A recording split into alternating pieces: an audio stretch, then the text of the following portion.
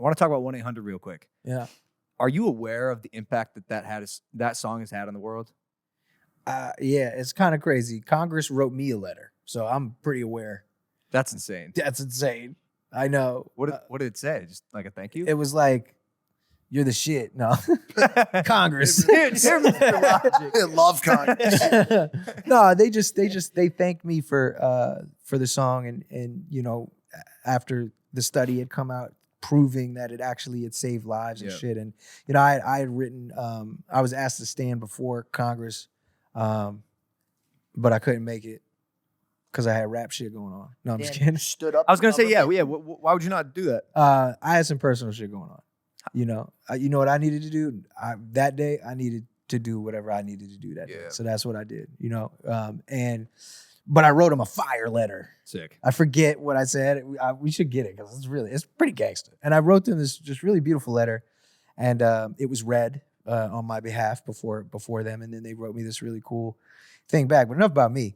I can't believe that it affected the world, and somehow 24 karat gold still won a Grammy. God damn it! No, I'm just no, I love the shots. I know. No, I know, but it's such a great song. Like, he killed it. He deserves it. What was the actual inspiration for making a song about the idea of taking your own life, right? Or like, because you came up in a household of trauma with addiction, so why not a song about addiction? Why not a song about anxiety? Why the specific act of suicide? What was it that made you want to make that song? It was because people saying that they saved Well, his life. Oh, he said it. I'd like to hear Logic answer the question. Thank you, George. Were you there? Well, I do hear what George is saying. He sort of did already answer the question. Yeah, but not really. You're but a fucking idiot. But not the way he wants. Yeah, he wants it. what I was know the how exact he wants it. answer? I get that side too. Now that he has hair. Slightly different. What was it? Wait, what was the exact answer that you already gave?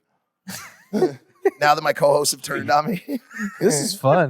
This is great. Well, I have done songs about addiction. Even I have a song called Nikki about, it's like a breakup song, but essentially about giving up nicotine, which is really difficult. And then now I was on it, and now I'm off it again. And so that's a whole thing.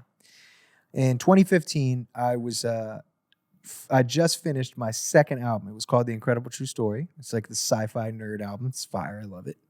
And I decided that I wanted to do like a fan tour. So I got a tour bus, and I went from California all the way to New York and stopped at like 1 million fans' houses in between to play them my album early in their house and eat dinner with their family and hang out and play video games and just do all this other shit. And like 90% of these people, all ages, religions, colors, creeds, everybody, right, was like, your fucking music saved my life.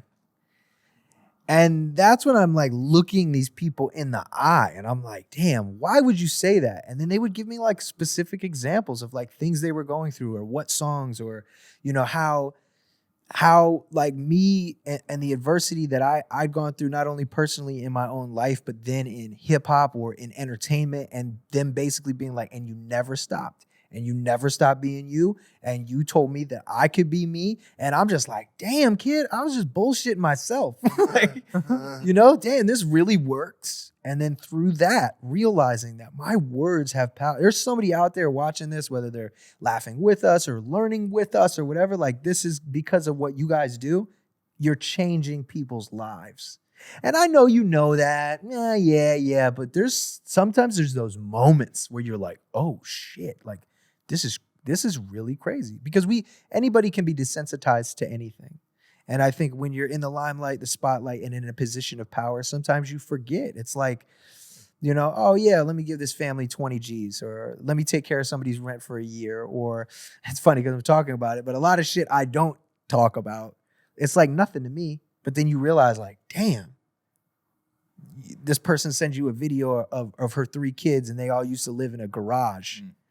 And they all have their own rooms now.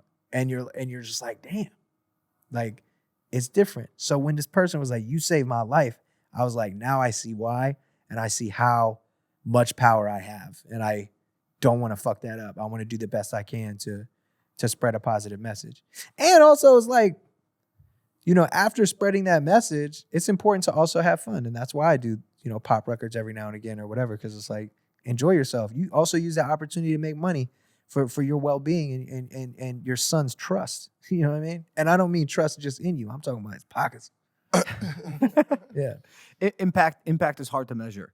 It's difficult to see a comment that says "You saved my life," and understand truly the sentiment. That's of that where my sentence. question was coming from. That's why I was saying why, because like obviously I get that comment all the time, but it's about heroin addiction. I was like, why? When people say to you simply, "You saved my life," that doesn't automatically lead you to believe, oh, they were going to commit suicide. They could have been a heroin addict. They could have been drinking and driving all the time. Like my question was, do you have any kind of intimate relationship with the act of suicide? Have you ever been driven to kill yourself? Has anyone in your family ever tried to commit suicide? Like, what is the intimate relationship that exists there between yourself and Yeah, I've known folks that have killed themselves that I really loved or grew up with, and I've thought about it, but not to the extent where it's like, oh, I'm gonna do this. It was more like intrusive thoughts or what ifs and such. It was never like, all right, here I am, here's a gun, here's a knife, here's a rope, here's a this, here's a that. I was never at that point. But I have been to the point where I was so scared that I was like, oh shit, I think I'm about to break. Like that's a scary place to be. So I could only imagine the person who either then does break or lives in that brokenness for so long that they can't take it anymore. Like that's a sad thing. So when I wrote that record, that's the perspective of where I was writing it from. And it's like, it's a deep record, you know? And the wildest part is a lot of, you know, when it came out, here's what's really funny is when it came out, motherfuckers was like, oh my God, this is so deep. This is so impactful. And then it's on the radio and people are like, oh, this shit's played. This shit's played. This shit's that pop shit. It's like, nah, man, it's not. I mean, I didn't even know I was making a pop song when I made the song. Funny, you want to know a fun fact? Fun fact is I did that song for the Chainsmokers. Nobody knows this. I don't know why I never told the story.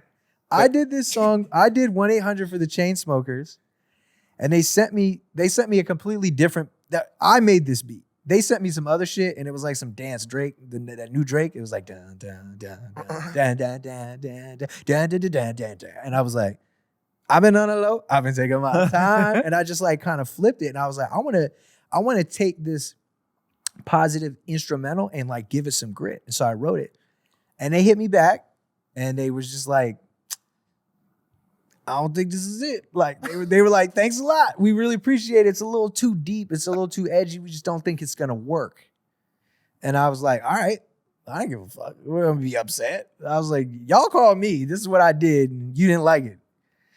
And then like a month later, it came out. It was the biggest song in the world. but I kind of understand. That's not a Drew and Chainsmokers. Alex's point too. It's like imagine trying to put that on an XS. I don't You know think what I'm so. That's not gonna work. No, I get it. That's why I'm not upset. Right, like, right. I those guys are cool as fuck. Like You- it's just, yeah.